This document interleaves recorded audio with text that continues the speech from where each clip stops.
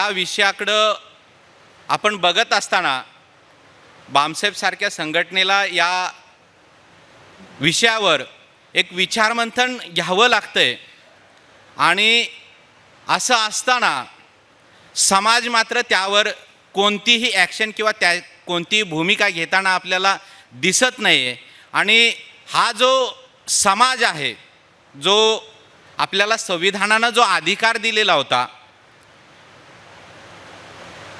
जे सार्वजनिक उपक्रम होते आणि त्या सार्वजनिक उपक्रमामध्ये जे काही आपल्याला मिळालेलं होतं, जे इथल्या मूलनिवासी बांधवांना आणि इथल्या समाजाला जे शोषित होते, पीडित होते आणि आजपर्यंत त्यांना या व्यवस्थेनं डावललेलं होतं, त्या सगळ्या सोयी आणि सुविधा आपल्याला ज्या संविधानानं दिल्या, त्या सोयी आणि सुविधा नाकारण्याचं जे षड्यंत्र आणि जे काही कटकारस्थान या आत्तापर्यंतच्या शासन व्यवस्थेनं जे काही केलेलं आहे आणि खाजगीकरण आणि कंत्राटी पद्धतीच्या ज्या दुष्परिणामाला नष्ट करण्याची जी रणनीती आहे, त्या विषयाच्या संदर्भानं इथं या ठिकाणी विचारमंथन आणि ह्या ज्या गोष्टीसाठी आपण एकत्र जमलेलो आहोत, त्यासाठी सर्वांचं खरे तर खूप गरजेची गोष्ट होती. आणि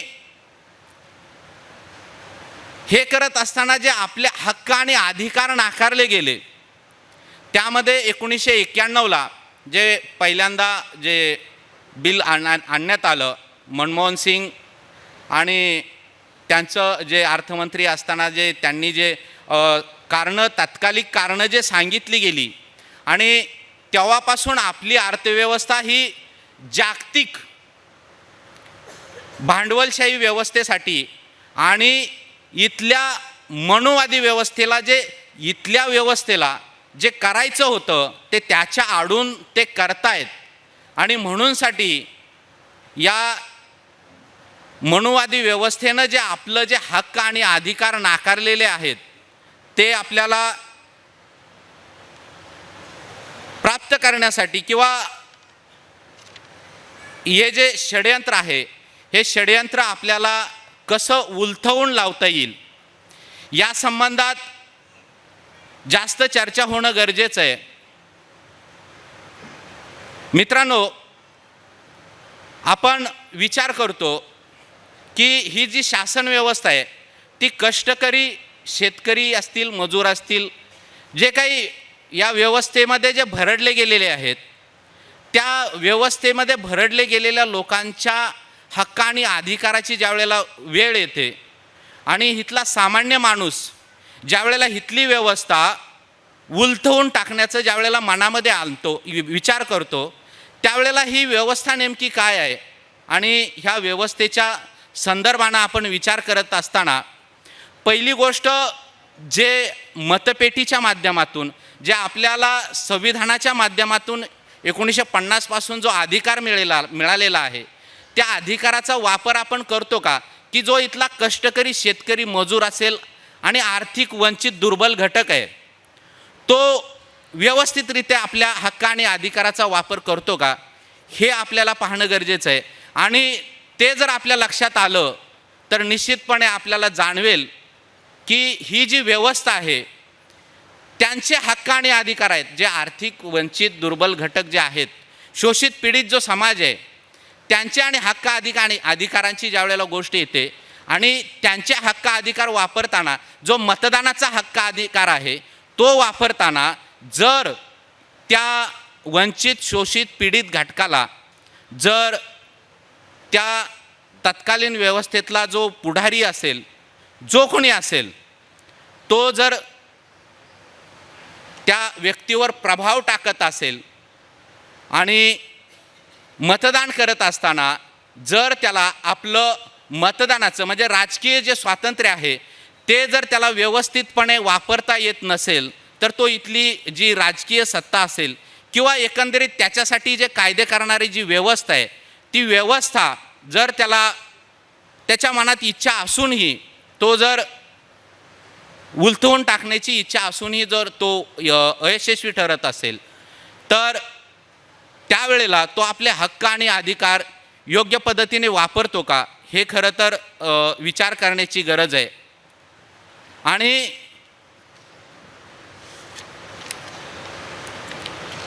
ही जी खाजगीकरणाची जी स्थिती आहे, यामध्ये खाजगीकरणामध्ये जे त्या कर्मचाऱ्यांना किंवा कामगारांना जो पगार दिला जातो, तो पगार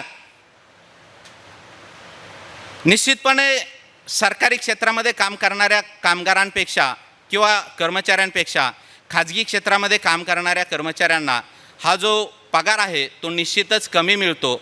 आणि जी नोकरीची जी हमी असते, ही नोकरीची हमी ही खाजगी क्षेत्रामध्ये काम करणाऱ्या कर्मचाऱ्यांना पाहिजे तेवढी हमी नसते. त्यामुळं सार्वजनिक क्षेत्रामध्ये जे उपक्रम आहेत किंवा सरकारी नोकऱ्या आहेत, त्या नोकऱ्यांमध्ये जर तो सरकारी नोकरीमध्ये असेल तर त्याला पगार आणि नोकरीची हमी ही मिळत असते. त्याचबरोबर त्याला सन्मानपूर्वक तो कर्मचारी रिटायर झाल्यानंतर सन्मानपूर्वक जीवन जगण्यासाठी त्याला जी पेन्शन मिळत असते, ही पेन्शन खाजगीकरणाच्या माध्यमातून नाकारण्यात आलेली आहे आणि त्याला ही पेन्शन या खाजगी व्यवस्थेमध्ये मिळत नाही आहे. म्हणूनसाठी पेन्शनच्या बाबतीत विचार करत असताना आज जे काही शासनानं नवीन पेन्शन योजना आणलेली आहे, या नवीन पेन्शन योजनेमध्ये अक्षरशः जे कर्मचारी काही DCPS किंवा NPS म्हणून जे रिटायर झाले आणि आता होत आहेत आणि काही कर्मचारी रिटायर झालेले आहेत, यामध्ये जे काही कर्मचारी रिटायर झालेले आहेत त्यांना अक्षरशः तुटपुंजी जी काही पेन्शन मिळते, म्हणजे त्यांच्या पगाराच्या ह्यानं जी कपात होते आणि त्या कपातीनंतर त्याला जी NPSच्या माध्यमातून किंवा DCPSच्या माध्यमातून कपात झालेल्या रकमेवर जी काही पेन्शन मिळते ती अतिशय अत्यल्प प्रमाणात मिळते. ती काही कर्मचाऱ्यांना 2 ते 2.5 हजार रुपयापर्यंत सध्या पेन्शन मिळते. आणि त्यामुळं खाजगी क्षेत्रामध्ये जे काम करणारे जे कर्मचारी आहेत त्या कर्मचाऱ्यांना अत्यल्प प्रमाणात पेन्शन मिळते. त्यामुळं खाजगीकरणामध्ये कामगारांची स्थिती ही अतिशय खालावलेली असते. त्यामुळं सरकारी कर्मचाऱ्यांचं सरकारी नोकरीची गरज आहे. ज्या विविध क्षेत्रांचं जे खाजगीकरण झालेलं आहे, त्या विविध क्षेत्रांचं जे खाजगीकरण झालेलं आहे त्यामध्ये बँका असतील किंवा विमान कंपन्या आहेत. आपली एअर इंडिया पाठीमागच टाटाला जी विकण्यात आली, त्याच्यामुळं जे काही तिथल्या कर्मचाऱ्यांवर त्या टाटाच्या असतील किंवा विकण्यामुळं तिथले जे काही कर्मचारी जे स्थलांतरित झाले किंवा त्यांना दुसरीकडे किंवा कामावरून काढून टाकण्यात आलं आणि त्यांना ठराविक अशी रक्कम देण्यात आली. त्यामुळं असं मात्र सरकारी बाबतीमध्ये होत नाही, तर त्याला निश्चितपणे पेन्शन देण्यात येते आणि महागाईचा जो निर्देशांक असतो त्यानुसार त्याच्यावर त्याला वेतन मिळत असतं.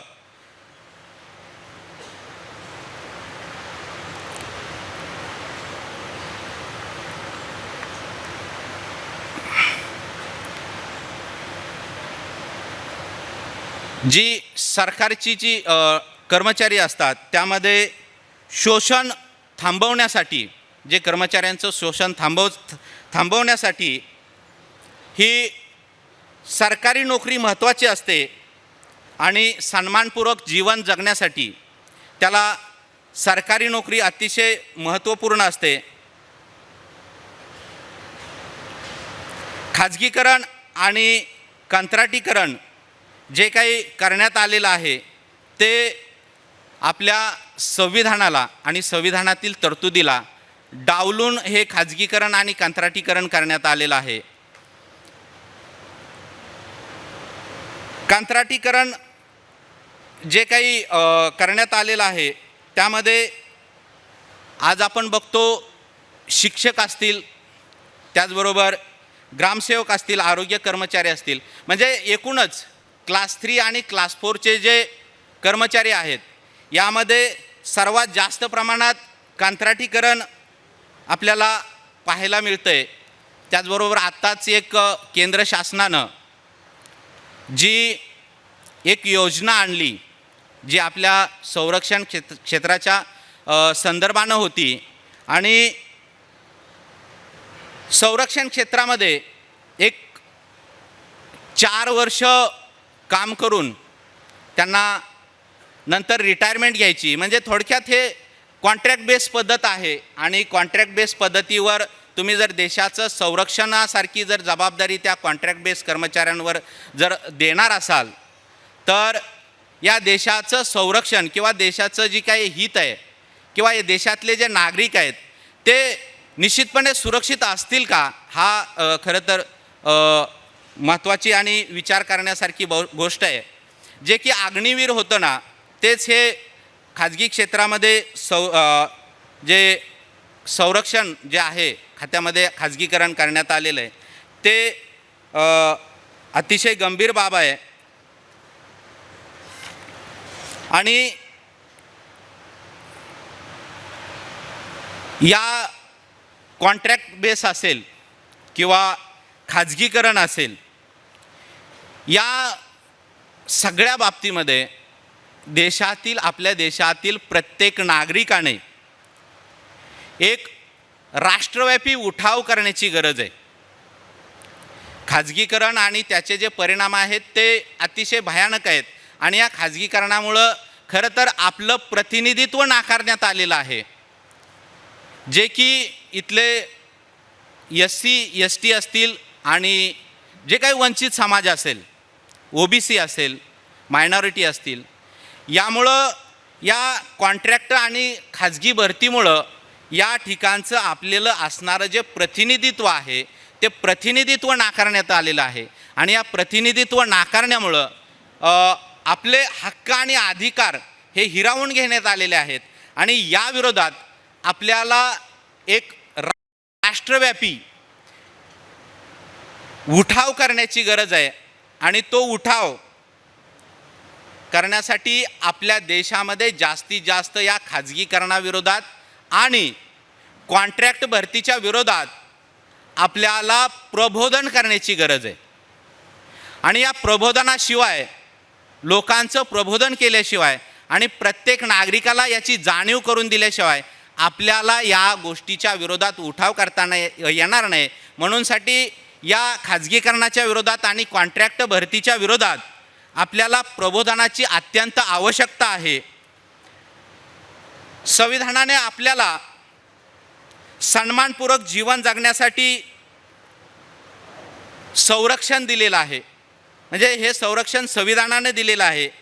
आणि या विरोधात, या खाजगीकरणाच्या विरोधात लढण्याची जी तरतूद आहे ती सुद्धा आपल्या संविधानामध्ये करण्यात आलेली आहे. यासाठी संविधान आपल्याकडे येणार नाही, संविधान स्वतःहून आपल्याकडे येणार नाही, तर संविधानातील मुद्दे घेऊन आपल्याला समाज जीवनात जावे लागेल आणि या खाजगीकरणाच्या विरोधात आणि कॉन्ट्रॅक्ट भरतीच्या विरोधात आपल्याला लढावं लागेल. आणि हा लढा आपल्याला स्वतःला लढावा लागेल. संविधानानुसार प्रत्येक नागरिकाला सन्मानपूर्वक जीवन जगण्याची संधी शासनाने नागरिकांना उपलब्ध करून दिली पाहिजे, हे आपल्याला संविधानातील तरतुदी सांगतं. सन्मानपूर्वक आपल्याला जीवन जगण्यासाठी शासनानं ज्या नागरिकांना, या देशाचे जे नागरिक आहेत त्या सर्व नागरिकांना संधी उपलब्ध करून देणं हे शासनाची जबाबदारी आहे. त्याला सन्मानपूर्वक जीवन जगता यावं आणि त्याचं जीवन आयुष्य हे सन्मानपूर्वक जगता यावं यासाठी नागरिकांना शासनानं संधी उपलब्ध करून दिली पाहिजे. आणि मग आत्तापर्यंतचे जे सरकार आहेत, आत्तापर्यंतचे या सरकारांनी आपल्याला सन्मानपूर्वक जीवन जगण्यासाठी हे संधी उपलब्ध करून दिल्या आहेत का, किंवा इथून पुढं येणाऱ्या कालखंडामध्ये हे जे मनुवादी शासन व्यवस्था आहे, ही मनुवादी शासन व्यवस्था आहे, ही ब्राह्मणवादी शासन व्यवस्था आहे, ही शासन व्यवस्था आपल्याला आपलं सन्मानपूर्वक जीवन जगण्यासाठी या संधी उपलब्ध करून देणार आहे का, ही खरं तर आपल्याला विचार करण्याची गरज आहे. आणि मग निश्चितचपणे आपल्याला ह्या सरकारकडून आपल्याला सन्मानपूर्वक जीवन जगण्यासाठी संधी उपलब्ध निश्चितपणे करून दिली जाणार नाही, हे आपल्याला खात्रीपूर्वक माहिती आहे. म्हणूनसाठी आपल्यालाच आता ही लढाई लढावी लागणार आहे. आणि ही लढाई लढत असताना आपल्या या देशातल्या प्रत्येक SC असतील, ST असतील, OBC मायनॉरिटी या सर्वांना बरोबर घेऊन आपल्याला ही लढाई लढावी लागेल. आणि आपण ते करू शकतो असा मला विश्वास वाटतो. आणि इथं जे मला बोलण्याची संधी दिली त्याबद्दल मी संयोजकाचा आभार मानतो आणि थांबतो. जय भीम, जय मूल निवासी, जय भारत, जय संविधान.